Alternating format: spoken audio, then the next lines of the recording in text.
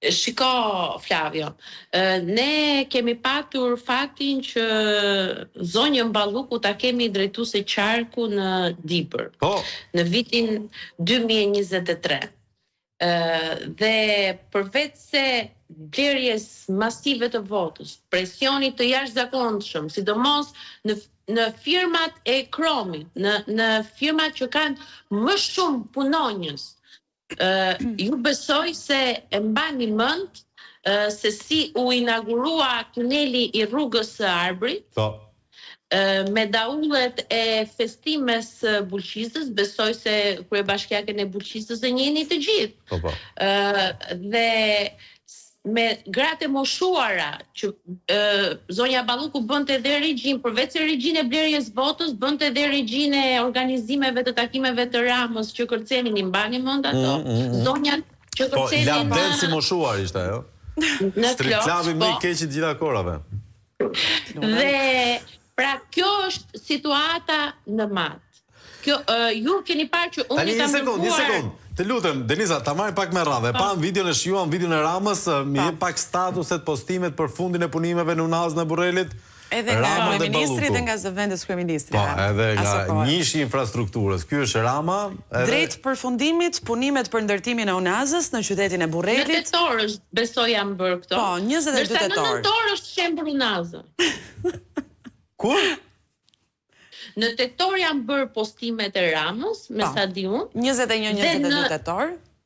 Dhe në nëntor, se ne kemi patur dhe zgjedhje të pjesshme në Bashkinë e Matit, në nëntor, nga fundi nëntorit është shembur Unaza. Po tani që po flasim, si është Unaza e Burrelit? Nuk ekziston fare, Flavio. Nuk ekziston fare. Besoj se pamjet e fundit që ju keni paraqitur mbrëm në Pluk, e kam parë emisionin tuaj më vëmendje. Ato janë pamjet e fundit, do me thënë që janë marrë së fundmi në Unazën e Burrelit. Pra, mund kesh 1 metër humbje toke totalisht. Do me nuk kalon asnjë makinë. Është e pamundur të kalosh dhe në këmbë, jo më në makinë. Qartë që ka Unaza Burrelit për Aida Shtinon. Të na e gjejnë, Allah, kush e ka pa i funit Unazën e Burrelit, se është situata dramatike. Është katastrofë, nuk ekziston. Por, ama, për Unazën e Burrelit, unë i kam drejtuar një shkresë ARSH-s, dhe ARSH-ja më kthen përgjigje. Thotë që projekti që ka sjell Bashkia e Matit nuk ka patur të parashikuar shëmbje. Ndërsa, në tabelën e shëmbjeve... Si mund të parashikohet?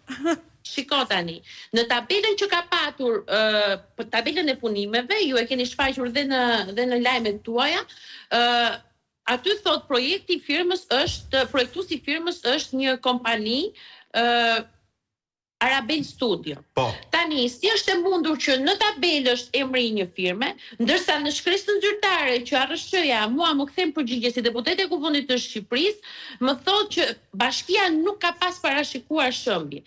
Pra tani, si parashikojnë shëmbjet, se po shikonim dhe kreun e ARSH-s që thoshte piu mali ujë dhe nuk e bëm ne këtë, nuk kemi bërë studim gjeologjik.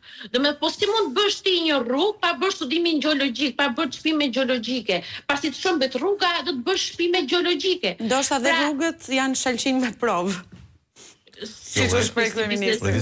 Është pjesë e kontratës kur bëhet studimi topografik, morfologjik?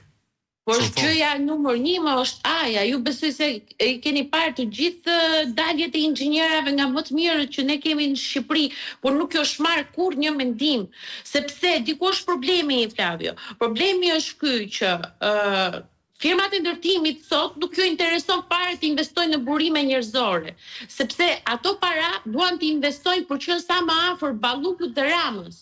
Ky është problemi, sepse ai po të jetë një firmë serioze do investoj tek inxhinierit, tek makinerit, dhe kjo pjesë nuk ju intereson fare, por sa kohë që tenderat jepen me një mesazh që Rama i bën Ballukut dhe i thot jepi atë tenderin filanit se e di unë, pra se këto janë gjëra që kanë dalë publikisht, janë mesazhe të dala nga telefoni i Ramës dhe i Ballukut, pra nuk është se po i shpikim ne, opozita.